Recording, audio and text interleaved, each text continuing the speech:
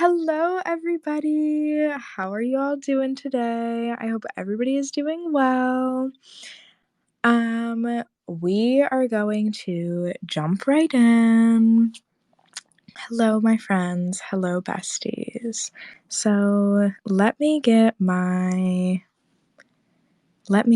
thread.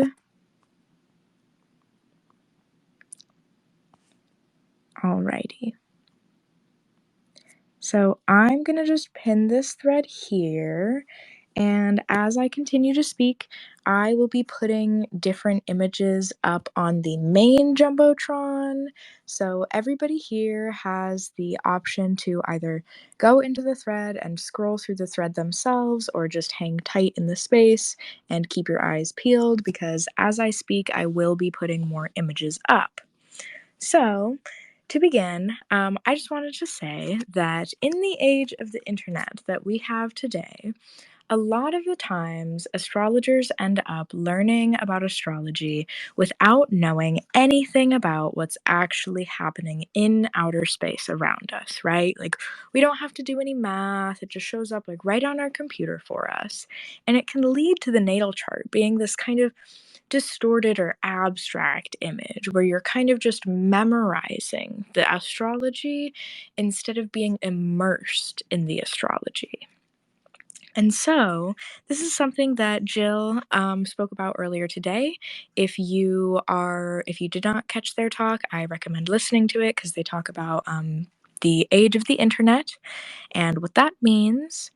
And so, we can lose sight of the astrology happening in the real world around us. And so, this is kind of the foundation of my talk today, and why I'm going to be talking about primary or diurnal motion, or secondary or zodiacal movement.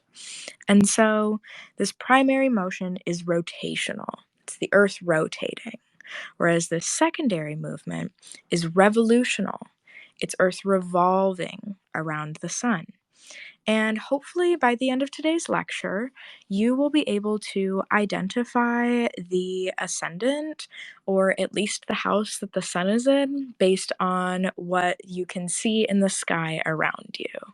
So, if you can't do that yet, that's totally fine. You are in the right place. If you can do it, I hope that you enjoy. And so, for right now, I want everybody to just pause for a moment and think about the sun's location right now. Is it day? Is it night? Is it noon? Is it sunset? Which direction are you facing to look at the sun? How bright is it? These kinds of things. How hot is it, right? And so, it is the sun's apparent movement through the sky from east to west that is primary motion. This is that diurnal movement. We all know that the sun rises in the east and sets in the west. However, I know for a fact at least one of my friends in here is from the southern hemisphere. Can I see if anyone else is from the southern hemisphere? Can I get some hearts, some claps maybe, if you are from the southern hemisphere? Okay. So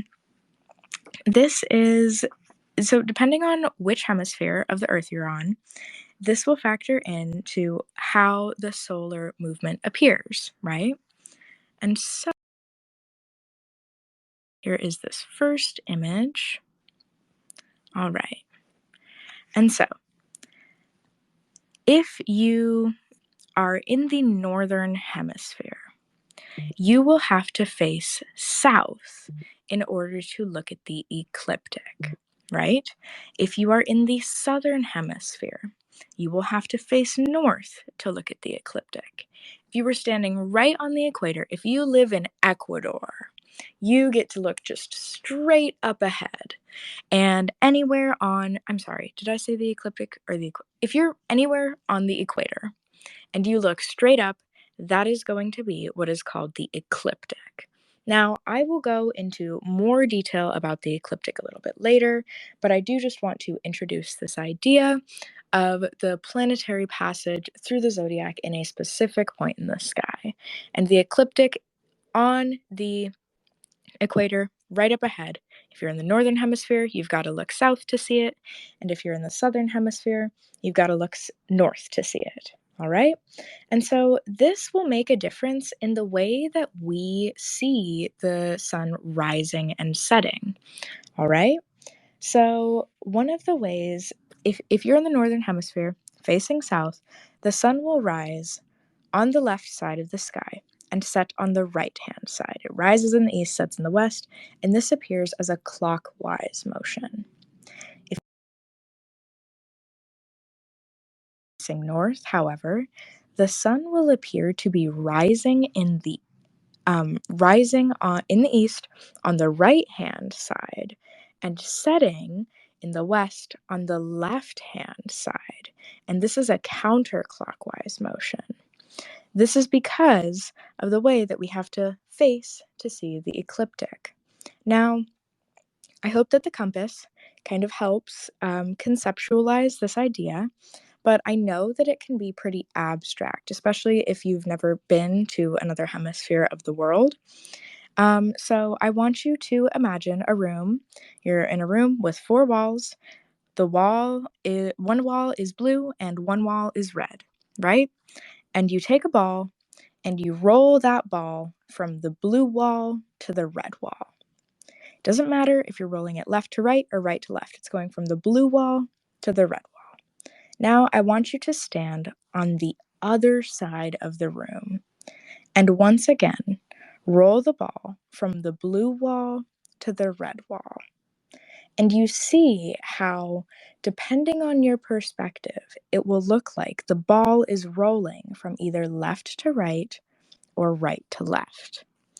I hope that that makes sense. Also, if anybody has any questions at any point, please pause me. I know that this can be a very cog turning image to have. So just request a mic. Feel free to do whatever you need to do, because if you have a question, I'm sure someone else does. So I hope that the ball analogy helped, because I know not everybody is a fan of directions. So as you can see, this can be very confusing, but we're going to stick to the idea of east and west for diurnal movement throughout the rest of this lecture. So we're going to use directional terms to describe the way that things are moving. And so now I'm going to put up my second image. And this image is the Earth from the North Pole. It's actually not an image, it's a GIF, whatever. Please play it and please look at it. And you will be able to see the horizon, right? That looks like it's moving. If you have not already opened up this tweet, please do so and watch the horizon spin. And you can see here that this apparent movement is because of the Earth's rotation, right? We know that the sun isn't going in circles around us today. It's because the Earth is spinning. And so you can see that east to west, the sun rising in the east and setting in the west. And the eastern horizon is the ascendant. The western horizon is the descendant. So, in a natal chart, the ascendant is where the sun is going to ascend out from beneath the earth. And then the western horizon is where it's going to descend back underneath the earth. And when the sun goes beneath the descendant, we are in the dark half of the globe. So, let's move on to image 3. Oops. And so, this horizon, the horizon that we were looking at, we know that the rising sign changes on an hourly basis, right? Roughly an hourly basis. It changes,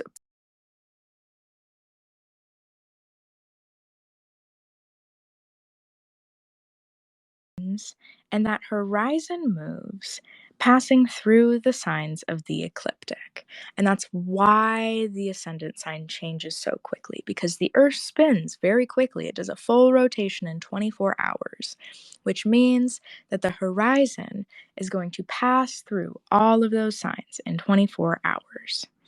And so, the ecliptic, we're coming back to this idea now that we have a visual for it. From Earth's perspective, the sun and all of the other planets are going to move through this chain that seems to go around the Earth, and for the most part, they will only remain within this section, this ecliptic. That is what that is. And when planets, we have out of bounds planets. I will touch on that a little bit later. But when we have planets that are within the ecliptic, they seem to all of the planets that are orbiting around the sun seem to pass through, from our perspective on Earth, these constellations. And that is what makes the zodiac unique. That's why we don't just have that's why we don't have any other constellation. Orion is not a constellation in our ecliptic because planets don't pass through it. And that's what makes the zodiac unique. And so, once again, the Earth spins, the horizon moves, passing through all of the signs of the ecliptics. And now we can talk about the midheaven, the MC, medium Caeli. It is translated from Latin into middle heaven. This is the highest point in the sky. I'm going to put this image back up of Earth. You don't have to play this GIF now, but you can see that the side of Earth that is facing the sun is going to have it. You can see that the highest point in the sky is going to be at a certain point in time. And as the day, it's going to be at a certain point in space, not in time. And as time goes on and the Earth spins, the constellations will change, not only with the ascendant, but with the midheaven, the descendant, and the icy, the imum Caeli, the deepest heaven. And so, I'm going to show some of this with a natal chart. All right. And so I have 4 images here, and this is going to be the sun on the 4 angles, right? So we can see that when the sun is ascending, it's conjunct the ascendant. The next photo, we can see that the sun is going to culminate at the midheaven, right?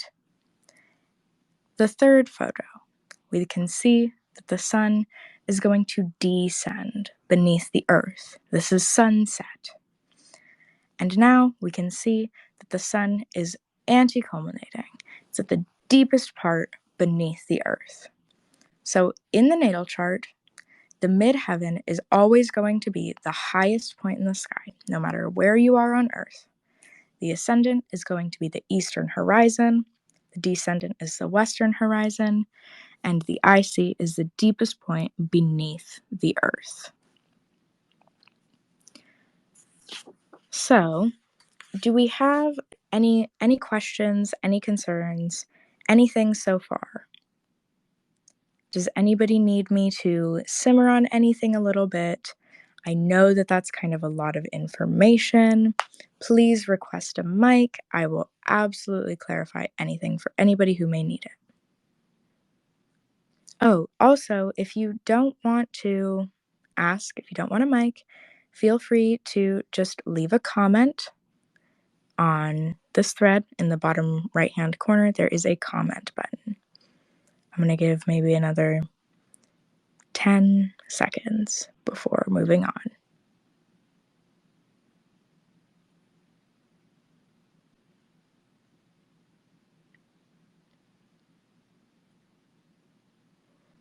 Okay, all right. So moving on from just the 4 angles, you can see if you click on this thread, there are images for B, for C, and for D. And so, obviously, the sun does not just teleport in the sky to the angles, it passes through all of the houses. And this diurnal movement is what the houses are, right? The division of the sky into different sections is based upon this diurnal movement. Now, all of these images that I have provided are in the whole sign house system. I did that for simplicity to keep everything pretty straightforward. Different house systems may look more or less like this, a little bit different. But this is the setup of the houses. And you can see that if you were born around 10 o'clock in the morning, if you look at slide 4B, I'll just put it up. That third one there with the sun in the 11th, this is a chart from roughly 10 a.m., 10:20 to be exact. And so if you were born at noon, then if you were born at solar noon is when the sun is exactly conjunct the midheaven, right? And so if you're born around noon, the sun is going to be higher up in the sky. And of course, there is going to be some nuance to this with the seasons and the time and the axis tilt and rotation over time.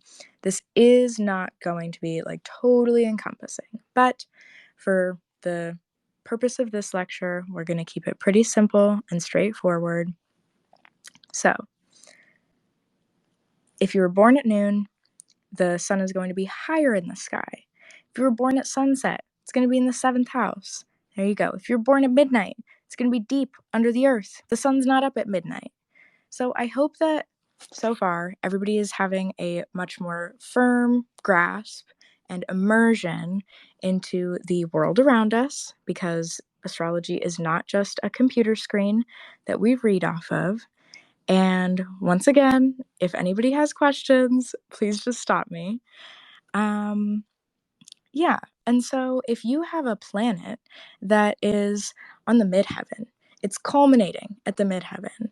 This is because that planet is at the most elevated point in the sky. With the whole sign house system, with this example that I have here, this is the 10th house, right? And so a culminating planet is elevated, right? We love the 10th house. The 10th house is one of the best places to be. And this is not a lecture on houses, but this diurnal movement sets up everything for houses. It is the earth spinning. And so all of the planets and all of the stars move in this way. And I think it's really important that we know this, because astrology is not just a computer screen. Jill did a great little lecture on this earlier today. Once again, I recommend listening to it. And so, let's go back to the ecliptic now. So this ecliptic here is going to be so once again, all of the planets have an elliptic orbit around the sun, which from Earth almost always falls within the ecliptic. Now, at times, this varies. This is when a planet is out of bounds. It doesn't fit in the normal degree range of the ecliptic.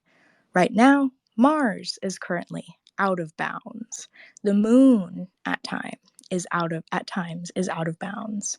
And the moon is a very easy one to see because it slithers up and down in the sky like a snake.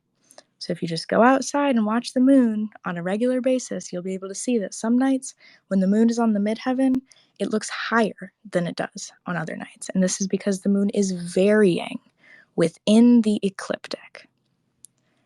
And so, in this picture here, we can see that Earth is going to rotate throughout the day, right, in its little spot. But right here, it's facing the sun. And you can see that arrow that points from Earth through the sun to the sign of Leo.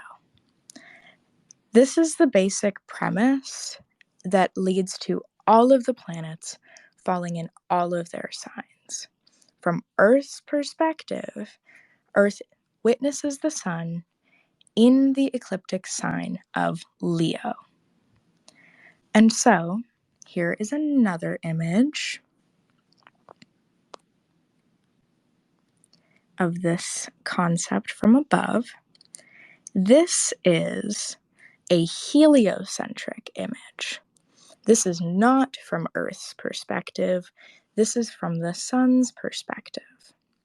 But we can see with this image here that Earth is facing the planets which fall into their respective signs from Earth's perspective, right? Earth, from the sun's perspective, looks like it falls into Aries, but it doesn't. The sun, from Earth's perspective, is what's falling into those very last degrees of Libra, and you can see that in the sign over there. This is essentially an image of our solar system from above with the ecliptic constellations wrapped around the outside of it. Now, before I continue, once again, I'm going to pause and ask if there are any questions. Cool. All right. And so, next in the thread,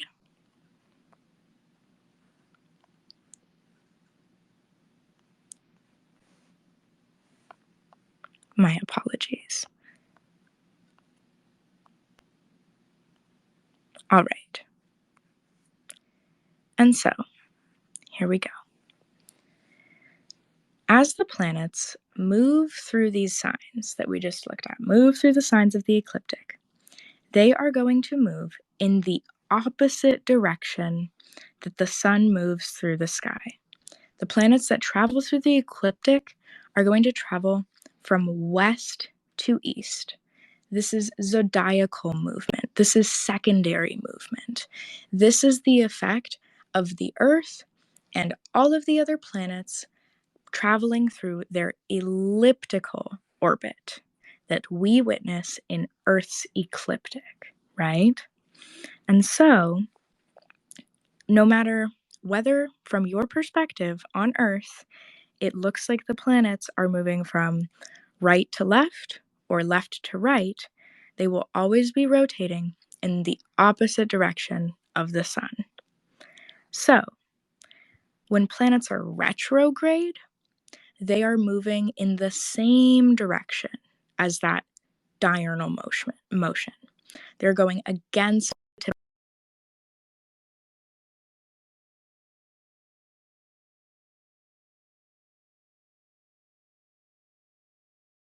sets in the west, and planets that travel through the zodiac go from west to east. All right. And so I swear, like, do I have any questions? Like, I feel like this is a brain turner. I don't know. I could just be overestimating it, but I don't know. I feel like if someone has a question, like, please do not hesitate to ask, really. So, with these images here, the one that I have on the Jumbotron, this is an image of the moon starting in Cancer and moving through to Libra, right? So if you swipe, you see then the moon is in Leo.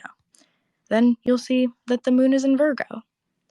Then Libra, so on and so forth. It goes on to 6B and 6C, where it goes all the way through to Gemini. I suggest flipping through these. Notice, this is the zodiacal version of the opposite movement that we see with the sun rising and setting. For these pictures, please ignore the numbered houses. I couldn't figure out how to get rid of them, but this is just a 0-degree Aries ecliptic wheel, and it's just to demonstrate the moon's passage through. And so you can see that over time, the moon will take that opposite direction. Now, for image 7 here, we have the synthesis of the two, right?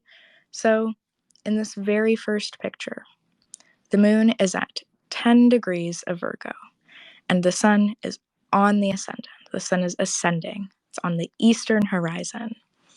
And so, in the next image, when the sun is culminating at the midheaven, you can see that the moon is at 13 degrees of Virgo. The moon is moving closer to the sun. The moon is moving the opposite direction. And you can see now that the ascendant has changed from Libra to Capricorn.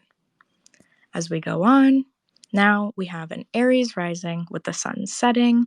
The moon is now at 16 degrees of Virgo. The moon is getting closer to the sun. This is the way that the planets move in this dual rotation. And in the zodiac, it should always look like clockwise and counterclockwise motion in a round zodiac.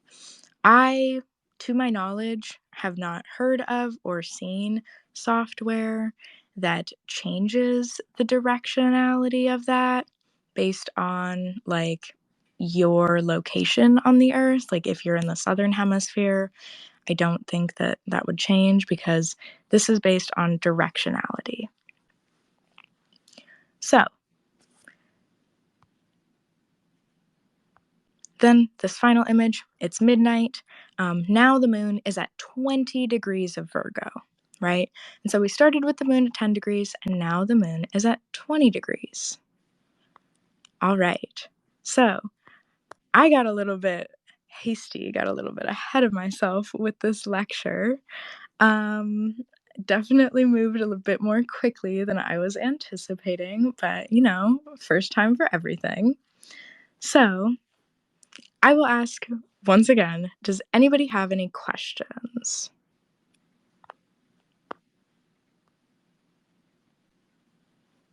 Okay, cool. And so this slide here, we have the start and what would be the end of this lecture with all of the planets involved, right? And so at the start, Saturn had not yet ascended. Saturn was still beneath the Earth.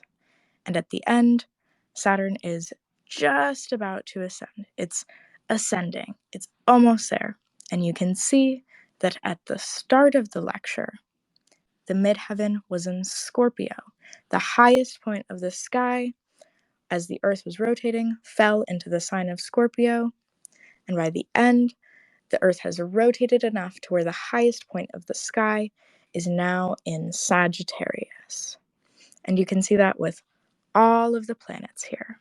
Now, I think that this is the most crucial element of being able to understand astrology.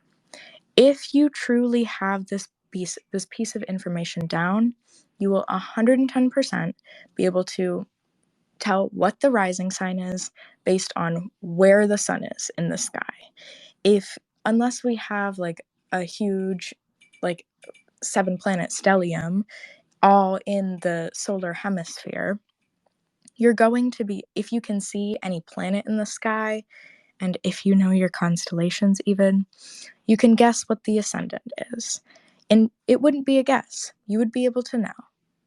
And so I think that this is a really good thing that you should exercise, getting out of the computer screen and into the astrology that we are immersed in, that our astrological predecessors saw, took note of, and found to be curious, right? And so this is the foundation of astrology, right? They noticed the wandering stars that moved through the constellations, and at that moment, our divine celestial art was born. So,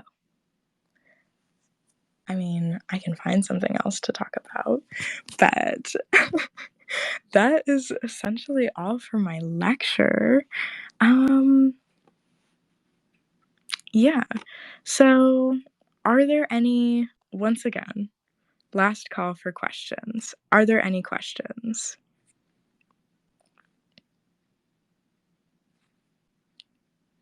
Yay, nay. I do see some new faces at the bottom here, so I don't know if anybody... Oh my goodness. Okay. Oh, okay. Sorry. Here. Hey, Emma.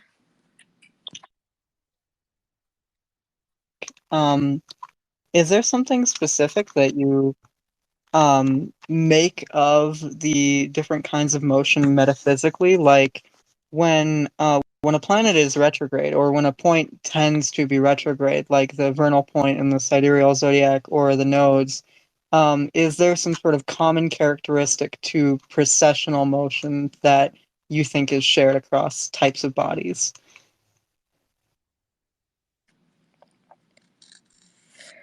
Like, are you saying that when a planet is retrograde, what the archetypal parallel would be between it moving east to west in the same way that the sun does? Yeah, relative to the ascendant. Yeah. Yeah. So, I mean, that's a really great question. I think that it I think that at most it speaks to the temporary element of a retrogradation. Like diurnal motion, although it happens every single day, it appears to be temporary, right? The sun comes and goes on a daily motion, and retrogrades are impermanent. They come and they go. And so we have that kind of going against the grain, but you can only swim against the waves for so long before you finally have to just go with the flow. Do you think that there is an archetypal parallel with that? I mean, like, definitely, I think there is an interesting difference, right, to progressing through the zodiac as the sun does, let's say naturally, and then processing contrary to the sun, because, like, first of all, the orders of the elements is very different, and then secondarily, like, yeah, I mean, I tend to think of the signs as being very fundamentally related to this, I mean, the house system, and to think of points moving backwards through houses, very, I suppose, literally demarcates that retrograde quality of relitigating or revising, but the idea that a planet like should have to go into the past, or that the nodes are generally going into the past, I think is um, fascinating. Like they're dredging up history, I guess. Yeah, that is very fascinating. Definitely the element of time associated with that for sure. And needing to double back, repeat. The sun will always rise. That is a known repetition for since the dawn of humanity, since even before humanity. Even animals without not eyes know when it's day versus night. So yeah. Hello, Jean. I'm gonna give you a mic.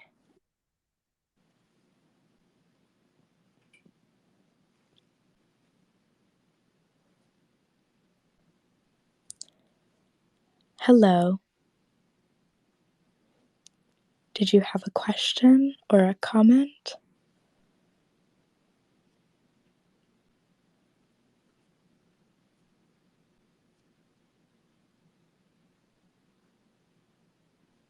Go ahead, Emma. I could also ask if you have thoughts about like if a person lives at the poles and the sun never sets for several months or is never visible. What do you make of that quality in terms of like what it would speak to? I love this question so much. So, I think that in areas like closer to the poles, like if you're super high up in Iceland or in just anywhere close to the North Pole or the South Pole, there will be periods of the year where it is just constant daylight for months, and then you have constant night for months. You don't have that daily sunrise and sunset. And I think that that definitely can be demonstrated in astrology. Like, I think that the idea of a 12th house midheaven makes a lot of sense for somebody who lives super far north in Alaska, because for how much of the year are you going to be snowed in? For how much of the year are you going to be isolated and having a 12th house experience? Because we can't survive in those kinds of temperatures. We can't survive in that weather. And so much of Um, the life up there is very asocial as well, you know? And I think that when you have that degree of, I don't want to say imbalance, but when you have something that is drastically different than it is with diurnal and nocturnal energy, like we have here in Earth, like compared to what it is when you go further closer to the equator, I think that you will totally see that archetype shift. During the summer when the sun is gone, it's the dead night. All of that diurnal energy is going to be gone. It's going to be freezing cold. So, yeah, I didn't mean to cut you off. I think you went to say something. I was just gonna say that really tracks with, I mean, okay, so like first of all, Saturn rejoices in the 12th, and then Saturn governs the 8th in the Thema Mundi. So either place that you have your midheaven, if you live in that extreme of place, it speaks to that inhospitability, and lack of light, yeah, or intemperance of the light. Right, definitely. And like also not having night for months and months and months on end also takes a mental toll on you, right? And like when the sun is in the eighth house as well, like that's the hottest time of day. That's when the heat is still remaining from all of the day before. The sun isn't close enough to the horizon to where we've started to lose that heat yet. Like it's hot and it's bright. And so, like, with the eighth house archetype as well, like, there's just this sun and that is exhausting to you. It messes with your circadian rhythm. Your circadian rhythm ties into your dopamine and serotonin amount, like release and stuff like that. Like if you don't sleep, your whole neurochemical biology is going to be totally skewed. And darkness is one of the huge aiding factors with sleep.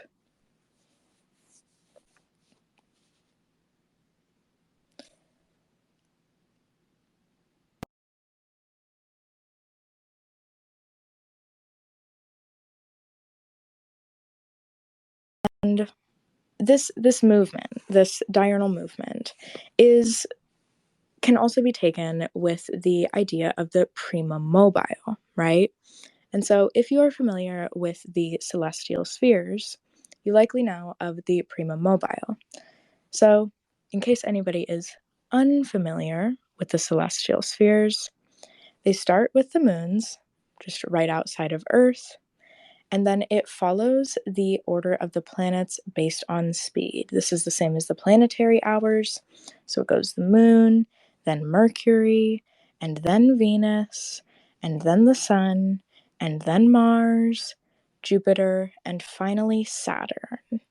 And Saturn is the highest celestial sphere. But outside of Saturn and the fixed stars, which are the highest celestial sphere that we can see, we have the prima mobile. And it can be imagined as this divine, powerful force that is the reason for the earth that we experience, for the sunrise and the sunset. And let's say there was some divine battle that destroyed the prima mobile, well, the sun would no longer rise. And the prima mobile ties directly in with this idea of diurnal movement, primary motion.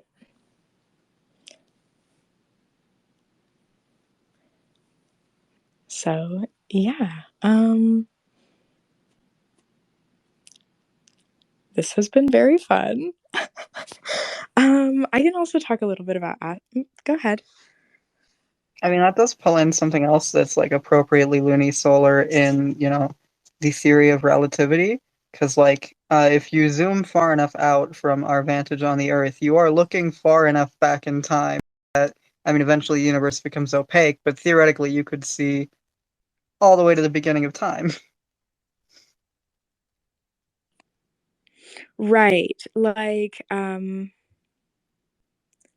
Like, if you move out past the stars, eventually right. you're in the past.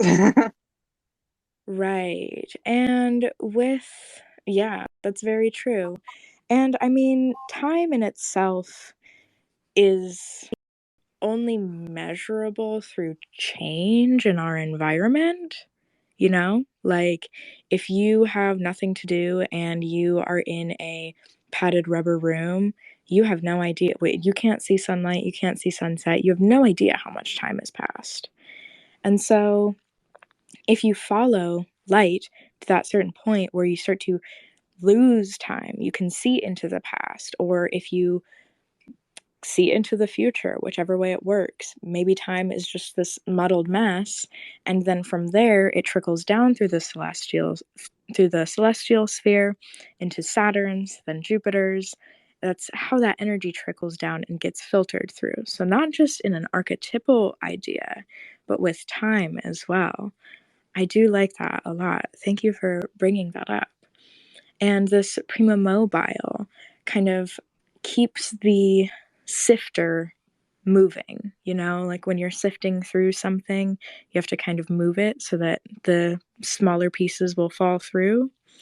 It's almost how I imagine that prima mobile passage through space.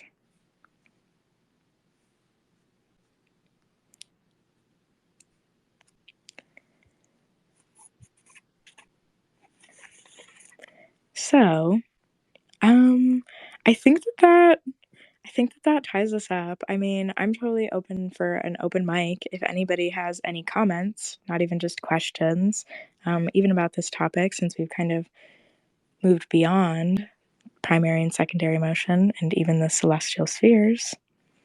So, yeah, this has been very lovely. One more time, any questions, comments, anything to say before we move on? Hey, Stella. Hello! I was wondering when you were gonna speak. Oh no, yeah, I thought I was called to speak, and then like I don't know, there was a glitch or something. So sorry if I cut somebody off.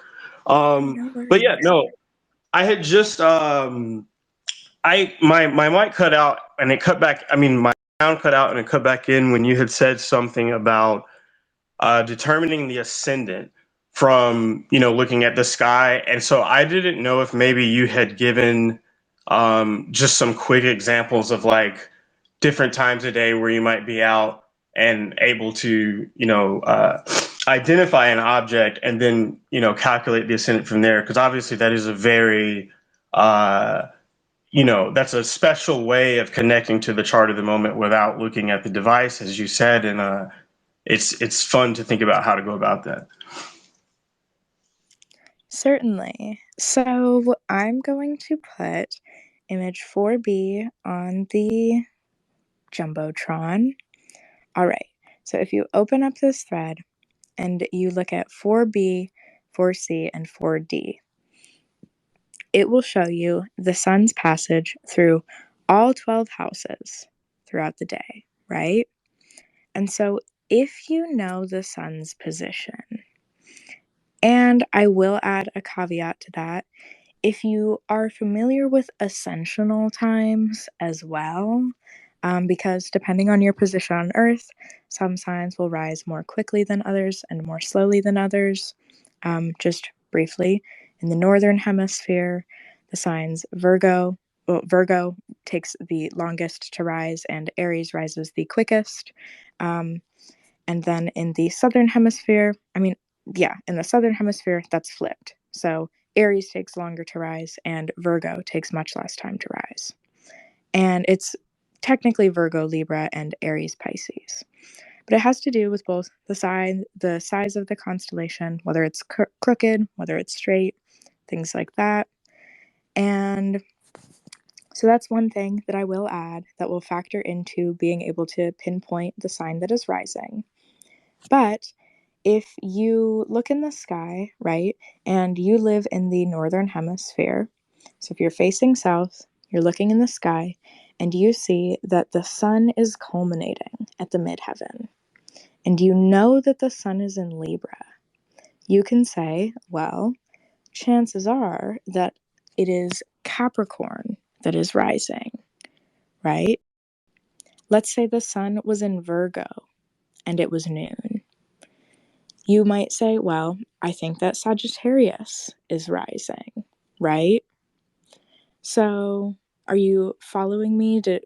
Does that make sense? I kind of bounced around that one a little bit, went a little off topic with the ascensional times, but Yeah, no, I absolutely, I totally get it. I think I was just maybe thinking more about some of that, like obviously maybe it's not the sun that we've got eyes on. Maybe it's 9 p.m. or something. So I guess you would just have to have as your compass knowing other objects that are there and calculating it that way, that are visible. That is. absolutely. So, if you can visibly identify any of the constellations, then there you go. If you can see that, let's see, that Scorpio is what's rising, you might be able to say, oh, well, I mean, I'm sorry, not Scorpio. Let me use a different example. If you can see that, well, Leo is rising, you know, oh, it's late at night. I mean, or if you can identify Aries in the sky, if you can see Pisces, if you can see Gemini, if you can visualize the layout of the houses based on, and this works primarily for a whole sign perspective. Um, I can't just do quadrant house like estimations in my mind like that yet. But if you can identify any constellation in the sky and you can estimate which house it is, bam, you have the entire zodiac. If you can see a planet at night, if we don't have all of the planets in the solar hemisphere, and you can identify a planet, bam, you're set. You know what the rising sign is. When you can see Jupiter in the sky, so right now in time, if you can see Jupiter in the sky, if Jupiter is close to the eastern horizon, Jupiter's going to be in the 12th, right? But if Jupiter's rejoicing, if you can see that Jup Jup way up there in the 11th, you know that Gemini is rising. And with Gemini rising, Mars is rising, right? So if you know one thing and you know where it is in the sky and how the sky is divided, from there you can build the rest of the chart. Awesome. Gotcha. Thank you. Yeah, of course. I'm very glad you asked. I'm sure you were not the only one who may have had that question. So, are there any other comments, concerns, questions? Did anybody miss anything? I went kind of fast at the beginning. My bad. I know for next time. But yeah, cool. Alrighty, so just one more quick. If you're in the northern hemisphere, you can see the ecliptic if you are facing south. If you are in the southern hemisphere, you can see the ecliptic if you're facing north. If you're right on the equator, you can see the ecliptic immediately above you. But no matter, oh my goodness, I just realized that this compass, what? Never mind, it's too late. If you are in the if you're right on the equator, the ecliptic is going to be immediately above you. The ecliptic is the 12 zodiacal constellations that wrap around the Earth. What makes those 12 constellations unique is that all of the planets, from our perspective, have their elliptical orbit around the sun, and those orbits will fall into those 12 constellations. And so, as the Earth spins on a daily basis, the ascendant, the eastern horizon, where the sun will ascend, where the sun rises, will pass through the 12 zodiacal constellations.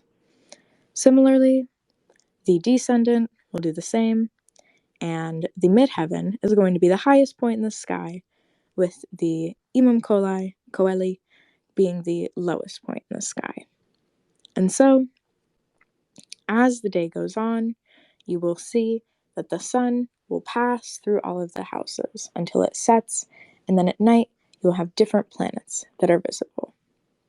Once again, if it's nighttime, same thing, you'll be able to identify planets or different constellations. And this is diurnal motion. This is primary movement. This is the Earth's rotation. However, within the ecliptic, the planets are traveling the opposite direction, right? So the planets are going from west to east, it appears. They are not traveling with the sun unless they are retrograde. If they are retrograde, then their movement will align with the movement of the rising and setting of all of the planets and all of the stars. The planets travel the opposite direction through the ecliptic, which is the zodiac. Alrighty. So, that is all for today. Thank you guys so much for your time.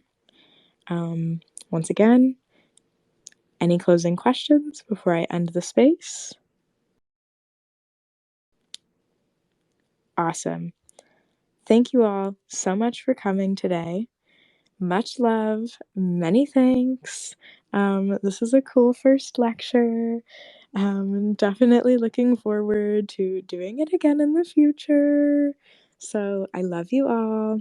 I hope everybody has a blessed day, and I hope that you now can look at the sun and tell which house it is and what time, what's rising, and at night you can see Joop Joop bright as hell in the 11th and be like, oh my gosh, Gemini's rising. Alrighty. Much love.